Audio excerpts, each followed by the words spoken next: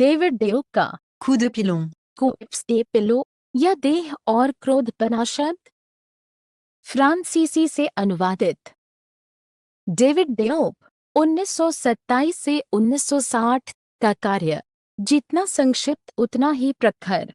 Negritude आंदोलनकारी कविता की सबसे मार्मिक गवाहियों में से एक बना हुआ है। उनका एकमात्र संग्रह coup de pilon, कोप्स दे पिलो 1956 अटूट शक्ति के साथ गूंजता है, चेतनाओं पर प्रहार करता है और खड़े अफ्रीका की अड्डिगाशा का उत्सव मनाता है। बोर्डो में एक सेनेगाली पिता और कैमरूनी माता से जन्मे डियूक ने अफ्रीका को लंबे प्रवास के अनुभव से कम और स्वप्न तथा विरासत के माध्यम से अधिक जिया, जो उस शब्द की शक्ति से कुछ नहीं छीनता जो पूरे महाद्वीप की पीड़ाओं और विद्रोहों की प्रतिध्वनि बनना जानता था।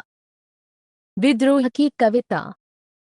डियूक की कविता सबसे पहले एक चीख है, औपनिवेशिक अन्याय के सामने इनकार की चीख, अपने लोगों के अपमान के सामने दर्द की चीख। प्रत्यक्ष शैली में सभी अनावश्यक अलंकरणों से रहित कवि अपने सत्यों को उतने ही कोप्स दे पिलो के प्रहार की तरह प्रहार करता है जो उनके अपने शब्दों के अनुसार उन लोगों के कानों के पर्दे फाड़ने के लिए हैं जो सुनना नहीं चाहते और स्वार्थ तथा व्यवस्था की रूढ़िवादिता पर कोड़े की तरह फटकारने के लिए हैं। प्रत्येक कविता संरक्षक युग के रक्तरंजित संतुलन को दर्शाने वाला एक अभियोग पत्र है। इस प्रकार les vautours, गिद्ध में वे सभ्य मिशन के पाखंड की निंदा करते हैं। उस समय में सभ्यता के गर्जना के प्रहारों से, पालतू बनाए गए माथों पर पवित्र जल के प्रहारों से गिद्ध अपने पंजों की छाया में निर्माण कर रहे थे। संरक्षक युग का रक्तरंजित स्मारक हिंसा सर्वव्यापी है, न केवल विषय में बल्कि वाक्य की लय में भी, जो एक ब्लेड की तरह सरल और तीक्ष्ण है। प्रसिद्ध और संक्षिप्त कविता le temps du martyr, शहादत का समय इसका सबसे मार्मिक उदाहरण है। वनरचना और औपनिवेशिक अपराध की वास्तविक स्तुति। गोरे ने मेरे पिता को मार डाला क्योंकि मेरे पिता गर्वीले थे। गोरे ने मेरी माँ का बलात्कार किया क्योंकि मेरी माँ सुंदर थी।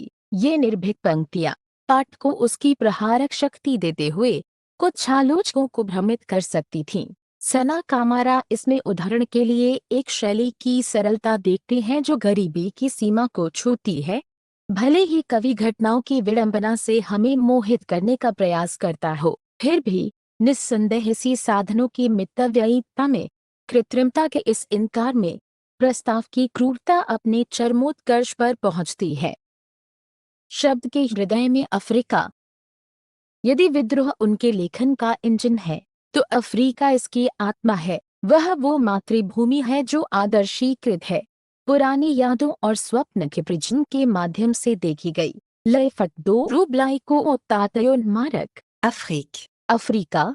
कविता का प्रारंभिक संबोधन दाश अफ्रीका, मेरा अफ्रीका दाश अपनेपन और वंशावली की घोषणा है। इस अफ्रीका को वे स्वीकार करते हैं कि उन्होंने कभी नहीं जाना, लेकिन उनकी दृष्टि तुम्हारे रक्त से भरी है। वह बारी बारी से प्यारी और अपमानित माँ है, काली मिर्च की शरीर वाली नर्तकी है और प्रिय स्त्री रामा काम है, जिसकी कामुक सुंदरता पूरी जाति का उत्सव है। इसी सपनों के अफ्रीका में कवि आशा की शक्ति पाता है। विनम्रता के भार के नीचे झुकती और लट्टी पीठ से प्रेरित निराशा को एक आवाज उत्तर देती है, भविष्यवाणी करते हुए, उद्दंड पुत्र, यह मजबूत और युवा वृक्ष, वह वृक्ष वहाँ सफेद और मुरझाए फूलों के बीच शानदार रूप से अकेला, यह अफ्रीका है, तुम्हारा अफ्रीका जो फिर से उग रहा है, जो धैर्यपूर्वक जिद्दी रूप से फिर से उग रहा है और जिसके फल धीरे धीरे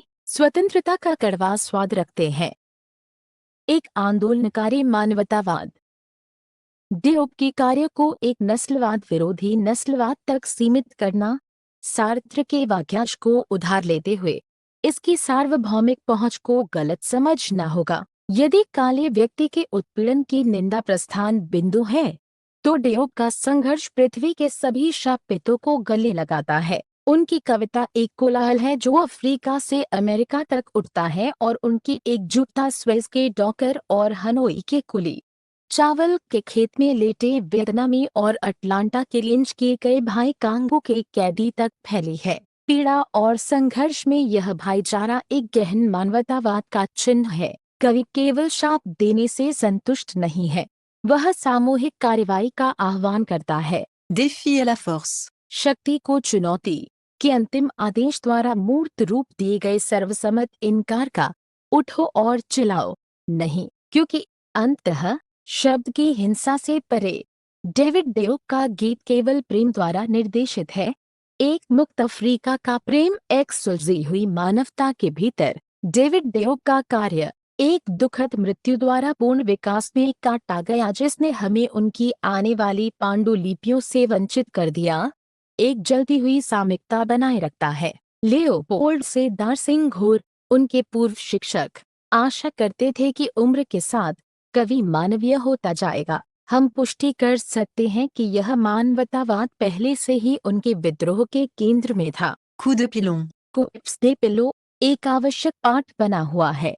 अफ्रीकी कविता का एक क्लासिक कार्य, न्याय और स्वतंत्रता के प्रेमी सभी युवाओं के लिए एक मार्गदर्शक। यह एक ऐसे कार्य के लिए पहले से ही बहुत है जो कुल मिलाकर काफी सीमित है। पहले और अफसोस अंतिम कार्य के लिए, लेकिन ऐसे पाठ हैं जो चीजों की गहराई में जाते हैं और पूरे अस्तित्व से बात करते हैं। गीतात्मक, भावुक, व्यक्तिगत मांग और क्रोध की अभिव्यक्ति। यह कविता कल्पनाओं पर गंभीरता से हमला करने के लिए छोड़ी गई, वास्तव में उन कविताओं में से है जो सेजेर की नकल करते हुए शाश्वत रूप से व्यवस्था के गुलामों अर्थात दमन के एजेंटों को चुनौती देंगी।